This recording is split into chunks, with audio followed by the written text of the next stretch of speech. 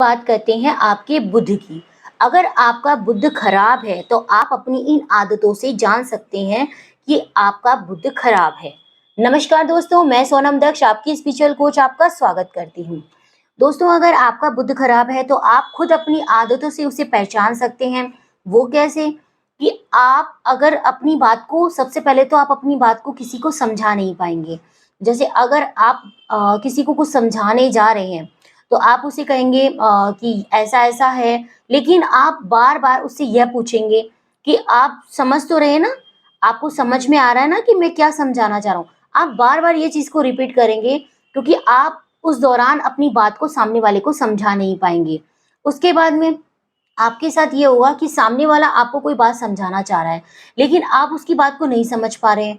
आप कोशिश कर रहे हैं समझने की कि भई ये क्या कहना चाह रहा है, इसका मतलब क्या है? लेकिन आप बहुत उलझे हुए हैं। आप समझ नहीं पा रहे हैं कि एक्चुअल में वो क्या कहना चाह रहा है। आप उसकी बातों को नहीं समझ पा रहे हैं। तीसरा, आपके साथ ये हो सकता है कि आपको बोली से रिलेटेड मतलब वाणी से रिलेटेड कोई भी परेशानी हो सकती है। चाहे तो फिर आप हकलाना या फिर तुतलाना या फिर कुछ भी आप चुप हो जाते हैं, बोलते-बोलते आपको शब्द नहीं मिलते हैं। तो यह है कि आपको आपका बुद्ध खराब है। दूसरा, आपके पास पैसे की कोई कमी नहीं है, आपके पास बहुत पैसा है, लेकिन फिर भी आप साफ-सुथरे नहीं रहते हैं।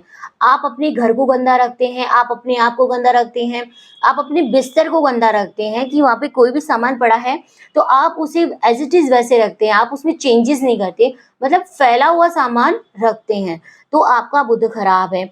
उसके बाद में अगर आपको जुआ खेलने की, लॉटरी, सट्टा ये खेलने की आदत है, आपका मन करता है आप उन उस ड्यूरेशन में आप उन चीज़ों में इन्वॉल्व हो गए हो, तो मतलब आपका बुद्ध खराब है। इन सब चीज़ों से आप पता कर सकते हो कि आपका बुद्ध पीड़ित है। तो ज़रूरत है आपको अपने बुद्ध को ठीक करने की, ताकि आप इन सब चीज़ों से बाहर निकल सकें। तो अगर आपको ऐसी कोई परेशानी है तो आप हमसे कॉन्टैक्ट कर सकते हैं ताकि हम आपकी प्रॉब्लम का सॉल्यूशन करें। नमस्कार दोस्तों।